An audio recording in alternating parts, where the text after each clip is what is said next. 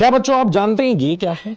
ये guinea pig है। और इस गिनी पिग के साथ पहले के टाइम पे कोई भी चीज को लॉन्च करने से पहले ट्रायल्स होते थे कि वो सेफ है या अनसेफ है, और इनकी जिंदगियों के साथ खेला जाता था।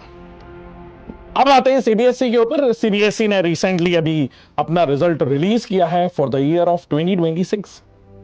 और मैं इस बात पे और इन चेकिंग सिस्टम पे खुल के इसलिए बोल सकता हूं क्योंकि मैंने खुद उस कमरे में बैठ करके सीबीएसई की कॉपीज चेक करी है फॉर क्लास 12th। तो उस टाइम पे मैं झांसी में था, मैं हंसराज स्कूल में पढ़ा रहा था और मैं कॉपी चेक करने गया था शेरवुड स्कूल में। तो वहां पे बहुत बढ़िया बढ़िया टीचरों के साथ मैंने कॉपी चेक करी है। जय अकेडमी के टीचर थे, परविंदर सर उस टाइम पे चेकिंग हेड थे, विकास सर थे, पाठक सर थे, वहां पे अभिनव सर थे, वेरी गुड टीचर। इन लोगों के साथ बैठ के कॉपी चेक करी है।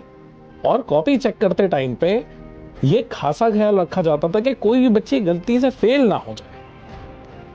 और कोई बच्चा अगर फेल हो जाता था, कम नंबर आ जाते थे, 3-4 टीचर मिल करके उसकी कॉपी बार बार चेक करते थे कि यार कहां इस बच्चे को हम नंबर दे सके, बहाना ढूंढते थे नंबर देने का। कोई बच्चा 75 के आजू बाजू होता था तो कोशिश यही होती थी कहीं ना कहीं नंबर देके उसे 75 के पार करवा दिया जाए, बिकॉज स्कूल के एग्जामिनेशन का यही तो इंटेंशन है कि हम बच्चे को मोटिवेट करें, उसको ये बताएं कि नहीं बेटा, सही आंसर लाना सब कुछ नहीं है, उसके लिए तो कॉम्पिटिटिव पेपर है ही ना।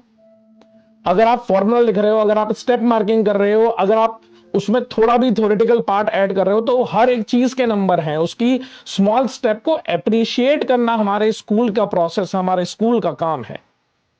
और यहां पे आप कंप्यूटर बेस्ड चेकिंग कर रहे हैं।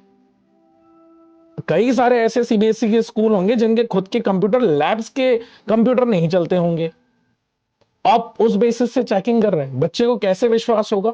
अगर आपको डेवलप करना है तो पहले 8th 9th में करिए, स्कूल लेवल पे करिए, 11th में करिए, फिर आप जाकर के उसे इंप्लीमेंट करिए 10th बोर्ड में, फिर आप उसको इंप्लीमेंट करिए 12th बोर्ड में। आपने डायरेक्ट 12th बोर्ड में कर दिया।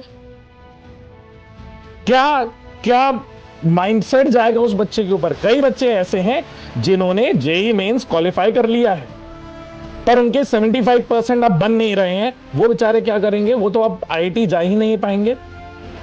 और ऐसे नंबर के साथ अब आप उसे मार्केट में छोड़ रहे हो, उसकी कहां नौकरी लगेगी? उसका मिनिमम क्राइटेरिया ही कभी पूरा नहीं हो पाएगा। और आप परसेंटेज तो देखो आपका क्या कम हुआ है कि जब 2025 से 2026 में 70,000 ज्यादा बच्चों ने पेपर दिए हैं, पासिंग परसेंटेज आपका 88 से लेकर के 85 तक डिक्रीज हो गया है। 90 से ऊपर जो पिछली बार 6.5 के आए थे, अब वो 5.32 हो गए, और 95 के ऊपर जिनके आए थे वो 1.47 थे, जो कि अब 0.97 हो गए। और पिछली बार का फिजिक्स का पेपर आपको याद है ना हमने कैसा बनाया था? और इस बार तो पेपर भी मुश्किल नहीं था, तो बच्चे के इतने कम नंबर कैसे आ सकते हैं? सर थोड़ा तो सोचिए बच्चे की भविष्य के बारे में।